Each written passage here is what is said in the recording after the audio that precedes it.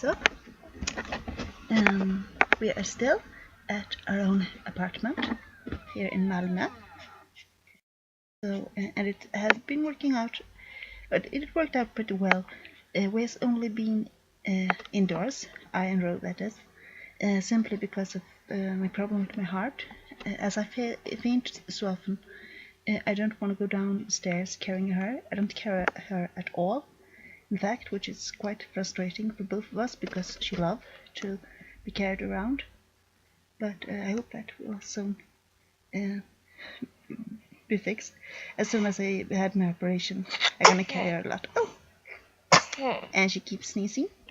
And they claimed it's not that she's having cold, but we're having some irritation in her nose. I'm not really sure if that's the truth, but well, I hope it is because I hate to see her having a cold. And yeah, it's been working pretty well for us to be here, and it feels really nice to have some time alone with her. Even if my older girls are here all the time, we're not in the same room all the time. I can be on my own with my daughter, which I hardly can be when I'm at my parents' place. It's more or less only when I sleep I am alone with her, and I love my parents, I love spending time with them, but spending 24 hours a day with them when I'm not in hospital for the last 3 months is a little bit too much, simply. I think all adults can agree with that. You need a place of your own. I mean, if you live with your parents or your parents live with you when you're adult, you want them to have a place on their own, simply because you don't want to spend that much time together after you moved out from home, I think. And as you can see, Ro is very awake and alert right now, and this is something we do all the time, pointing out our tongues at each other, simply because it's the only game she can so far. She is 3 weeks and 5 days old today, so she's growing a lot.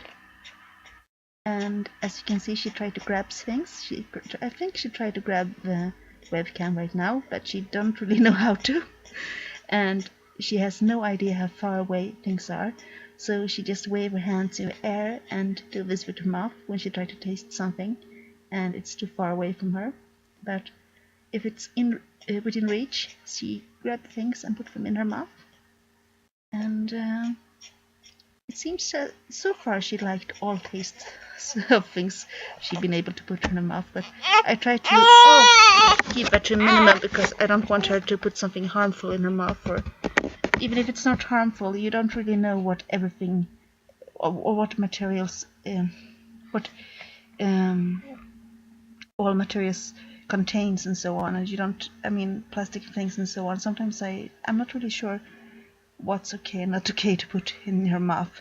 It's one thing with toys and so on, but when it comes to other things like measuring tapes she found just today at the doctor's office and things like that, I'm not really sure, so we keep them out of reach for her, I think.